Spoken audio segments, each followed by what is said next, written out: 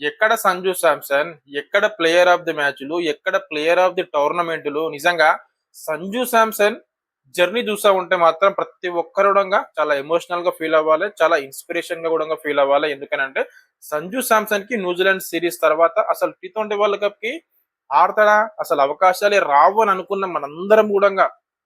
కానీ సంజు శాంసన్‌కి తర్వాత వచ్చిన అవకాశాలు మాత్రం తనకు చాలా ప్లస్ అయినవి. అండ్ వెస్ట్ ఇండీస్ తోటి మ్యాచ్ స్టార్ట్ చేసిండు చూడు అక్కడ 97.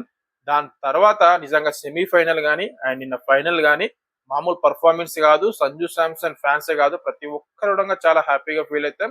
అండ్ సంజు శాంసన్ నిజంగా జర్నీ చూస్తా ఉంటే ప్రతి ఒక్కరు కూడా ఇన్స్పైర్ అవ్వాల్సిందే. అది ఎందుకనంటే అసలు అక్కడ సంజు శాంసన్ కి అవకాశమే లేదు అన్న సిచ్యువేషన్ నుంచి Sanju Samson player of the మ్యాచ్లు and player of the tournament ఇప్పుడు అలాంటి అవార్డులు దక్కించుకున్న సంజు శాంసన్ కి నిజంగా ప్రతి ఒక్కరం కూడా మనము సలాం కొట్టాల్సిందే. ఈ సలాం కూడా చాలా తక్కువ. ఎందుకంటే సంజు శాంసన్ నిజంగా what an outstanding player. ఒక్కసారి సెట్ అయిందంటే ఆపోజిట్ బౌలర్లు ఎవరు వేసినా సరే వాళ్ళ భరతం పట్టేస్తాడు. అలాంటి ప్లేయర్ సంజు శాంసన్. ఇప్పుడు సంజు శాంసన్ వాల్యూ ప్రతి ఒక్కరి కూడా మళ్ళీ తెలిసొచ్చింది కాబట్టి సంజు శాంసన్ ఫ్యాన్స్ అందరం కూడా చాలా హ్యాపీగా ఫీల్ అవుతున్నాం.